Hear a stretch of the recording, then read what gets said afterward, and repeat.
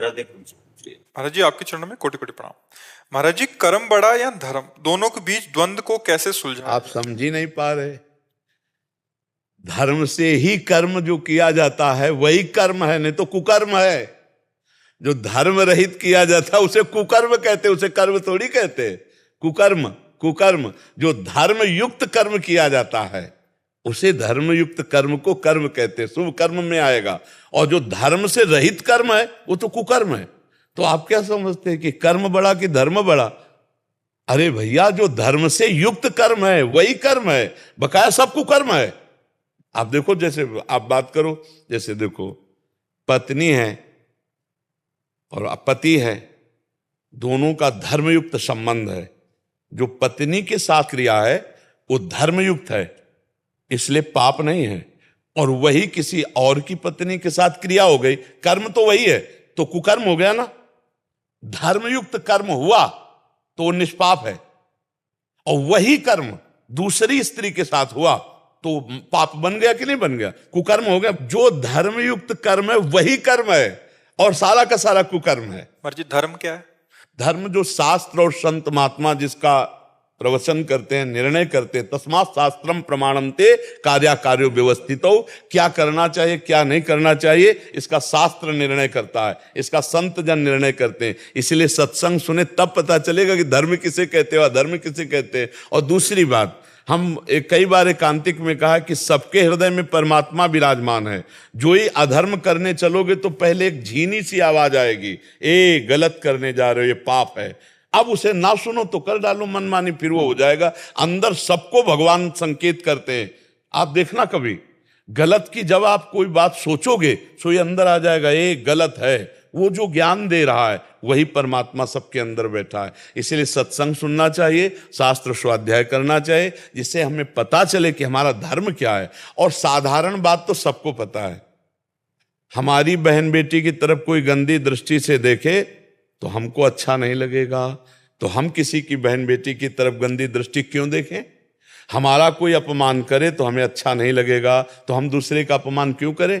हमारी कोई चोरी करे, बेईमानी करे, झूठ बोले, हमसे कपट करे तो हमें अच्छा नहीं लगेगा। तो आत्मना प्रतिकूलानि परेशान न समाचरेत।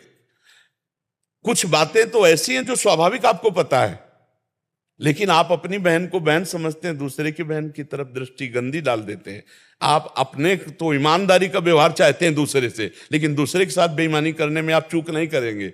ये जो गलतियां हैं यही कुकर्म है।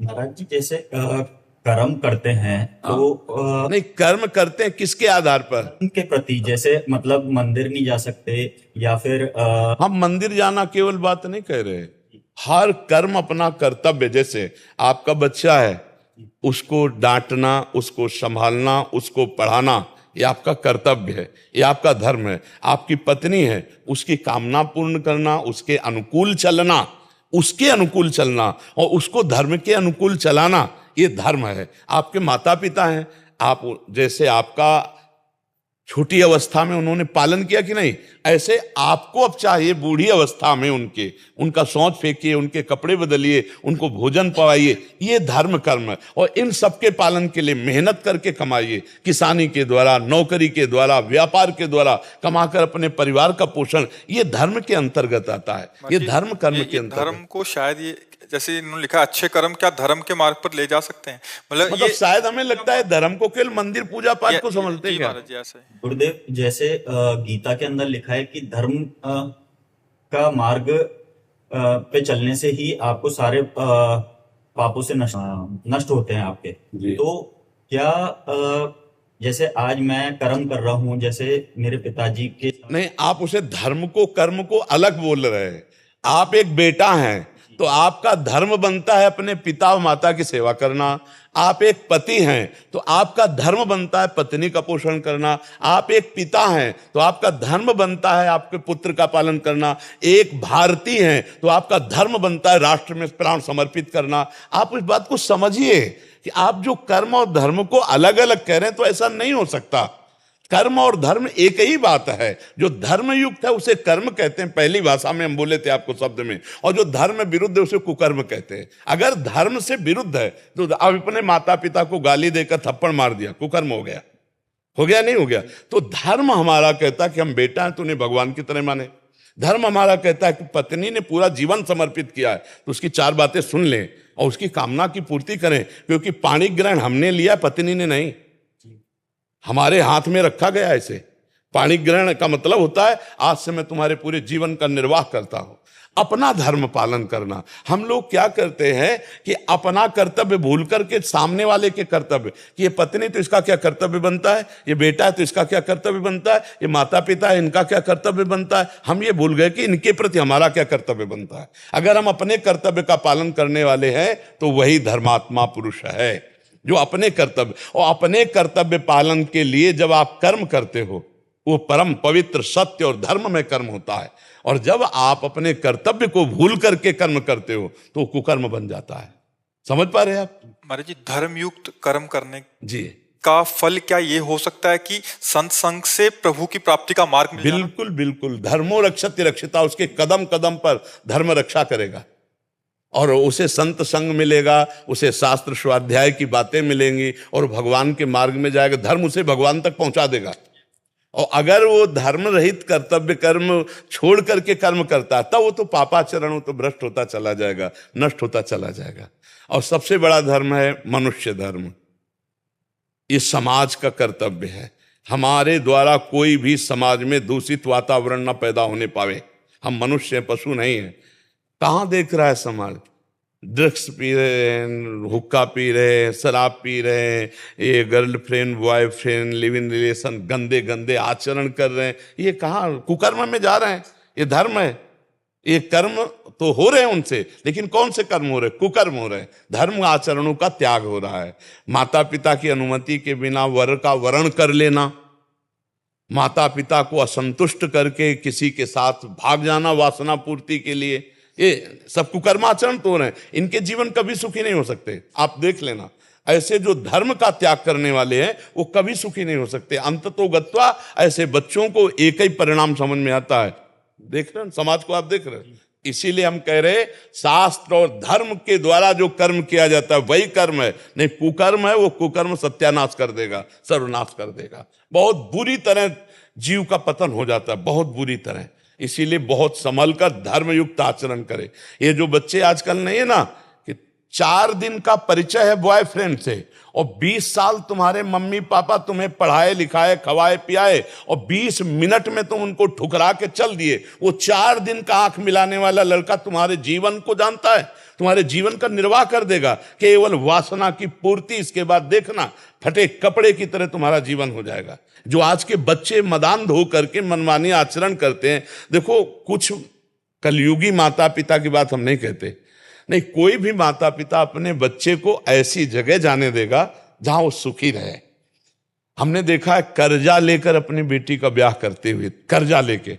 आप सोचो, तुम्हारे जाने, तुम तो सुखी होगी वहां, खाओगी पियोगी बहू बन के रहोगी, और वो वर्षों कमाकर तुम्हारे लिए पैसा भरेगा। वो माता पिता तुम्हारा अमंगल करेगा? 4 दिन का वो लड़का जिससे तुमने आंख मिलाया और उसके कारण तुम उन दयालु माता पिता जो तुम्हारे जीवन को सुरक्षित रखने वाले, उनका अपमान करके अवहेलना करके रोते छोड़कर चल, ऐसे ऐसे माता पिता देखें जो पगड़ी उतार करके बच्ची के चरणों में रख रहे हैं, मेरी बात मान जा। अब इसके बाद वो ऐसे पैर मारती पगड़ी में, तब अब वो समय जब उसको पैर मारेगा तब माता पिता नहीं होंगे, तब माता पिता नहीं होंगे। फिर जो दुख होगा उस समय वो तो पगड़ी उतार के रखने लायक किसी के सामने नहीं रहेगी। इसलिए बहुत संभल के, धर्मयुक्त कर्म ही कर्म है, नहीं तो सब कुकर्म है। और वो कुकर्म सर्वनाश का खेल खेलता है, वो कुकर्म सत्यानाश कर देता, जीवन चरित्र का नाश कर देता है। अब जो धर्म से युक्त नहीं हुआ तो ऐसा। और देखो, हम गांव की बात बता रहे हैं, माता पिता ब्याह तय कर आए, वर और दुल्हन तब परस्पर देखा जब मंडप के नीचे, और पूरा जीवन निर्वाह हो गया। 10-10 लड़के बच्चे हो गए। गांव में तो 10-10 होते थे, 10-10 लड़के बच्चे हो गए, धर्मयुक्त सब। और ऐसे पर अब यहां मतलब लिव इन रिलेशन एक चला है। ये बाजार की सब्जी वाली चीज है क्या? जीवन चरित्र है, अब चरित्र दूषित कर दिया, बोले हमारी आपकी नहीं बन रही। ये कोई खिलवाड़ है? लेकिन दोनों राजी है, वो तीसरे से, वो चौथे से। ये कुकर्म है, ये कुकर्म। ये कहा जाता है ना कि हम भाई स्वतंत्र स्वेच्छाचार नहीं, कानून का डर, शास्त्र का डर, भगवान का डर, गुरु का डर, ये तुम्हें माया से मुक्त कर देगा। और अगर ये डर नहीं है, स्वतंत्र हो गए, तो राक्षस बना देगा, राक्षस असुर बना देगा। ये असुरी प्रवृत्ति ही तो है। इसलिए बहुत सावधान होकर चलो। धर्म ही कर्म है, कर्म धर्म युक्त ही है। अगर धर्म से रहित कर्म है तो वो कर्म कुकर्म है, वो उसे नष्ट कर देगा, उसे पतन कर देगा। ठीक है ना? हाँ। अब एक बार एक गांव में देखा कि गेहूं बेचा गया था, तो 100 रुपया का गेहूं बेचा गया था, 110 रुपया आ गए। उसी में लपेट में 10 रुपया ज्यादा हो गए। तो जब गिना गया घर में तो 110 रुपया जाता था। तो घर के जो मुखिया पिताश्री थे, उन्होंने छोटे भाई से कहा, ये लो, उनको पहले पूरा दिखाओ जाके कि ये देखो 110 हैं, तुम्हारे 10 ज्यादा है, 10 वापस करके और तब यहां घर में पानी पिवा के। 10 वापस करवाए तब। और आज का समाज क्या सोचेगा, यार 10 ज्यादा आ गए, बहुत बढ़िया बात है। नहीं, वो बढ़िया नहीं, वो बुद्धि भ्रष्ट कर देगा। आज तो धन प्रधान बुद्धि हो गई, भोग प्रधान बुद्धि हो गई। केवल हमारी वृत्ति मानुषिक मनमानी आचरणों में। कौन सोचता है कि शास्त्र क्या कहता है, धर्म क्या कहता है? अरे यार, धर्म के विमुख हम नहीं चल सकते। देखो, पहले तलवार की नोक में विधर्मी मांस भक्षण कराते थे। गौ का मांस इसके जबान में रखो, नहीं तो गर्दन कटवा ली, गौ का मांस नहीं रखा। और ये जो देश विदेश में आजकल मांसाहार है, प्राय यही कटती हैं। देश विदेश जो यात्रा कर रहे हैं और जो ऐसे, तो उनको ये पूछना होता है क्या कि किसका है। जो मांस भक्षण करने वाले लोग हैं, वो तो अब उनको ये पता नहीं है कि हम जो कर रहे हैं कुकर्म है। यही धर्मयुक्त कर्म कर्म है, नहीं तो सब कुकर्म है। और प्राय कुछ लोग ऐसे हैं जो धर्म को जानने वाले हैं और धर्मयुक्त कर्म करने, कुकर्म ही आचरण में हो रहे। और कुकर्म में दुख, अशांति, शोक, उद्विग्नता, भय और मृत्यु, ये परिणाम है, ये परिणाम है। और इसी में देख लो, अधिक लोग डिप्रेशन में जा रहे हैं। अधिक लोगों को आप देखोगे डिप्रेशन में मिलेंगे। बोले डिप्रेशन की दवाई हो रही, क्यों? क्योंकि कुकर्माचरण हो रहा है, पाप आचरण हो रहा है, इसलिए जा रहे हैं। तो इसलिए आप समझ लें धर्म और कर्म का भाव।